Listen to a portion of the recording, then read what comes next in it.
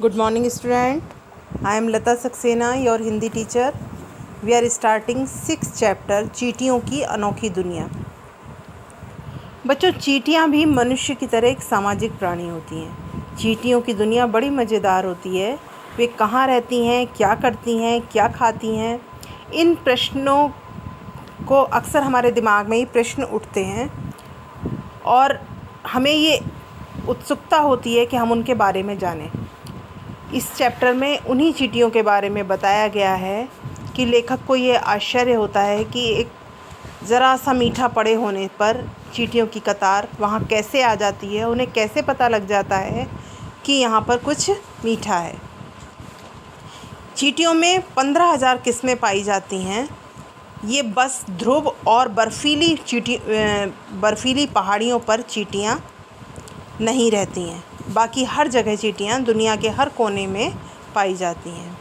चींटियों का शरीर 3 भागों में बटा होता है। 6 टांगें होती हैं। चींटियाँ अलग अलग तरह के किस्म की होती हैं। इनमें इनके शारीरिक बनावट में भी काफ़ी अंतर होता है। चींटियों की रहने की जगह भी बड़ी रोचक होती है। ये कभी अकेली नहीं रहती हैं, हमेशा झुंड में रहती हैं। 100 से लेकर लाखों करोड़ों चींटी एक साथ रहती है। एक चींटी तो पत्तों का घर बनाकर रहती है। इसके घर बनाने का तरीका भी बड़ा मज़ेदार होता है। चींटियों की कुछ प्रजातियां ज़मीन के नीचे भी रहती हैं। ये ज़मीन के नीचे कई कमरे और उनको जोड़ने वाले रास्ते बना लेती हैं।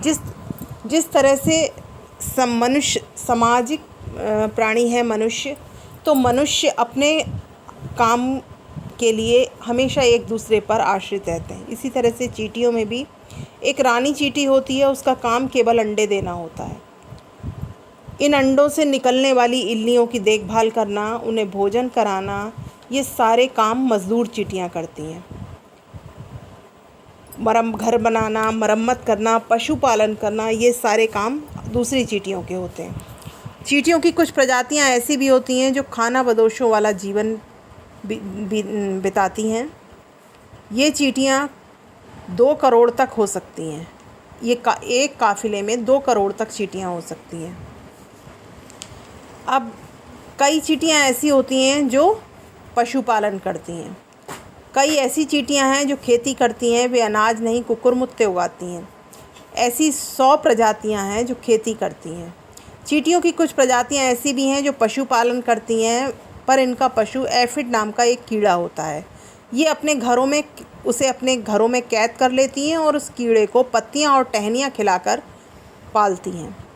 जब चींटियों को भूख लगती है तो ये एफिड को थपथपाती हैं और उसके पेट के निचले हिस्से से शहद के समान एक रस निकलता है जिसे चींटियाँ चट कर जाती हैं।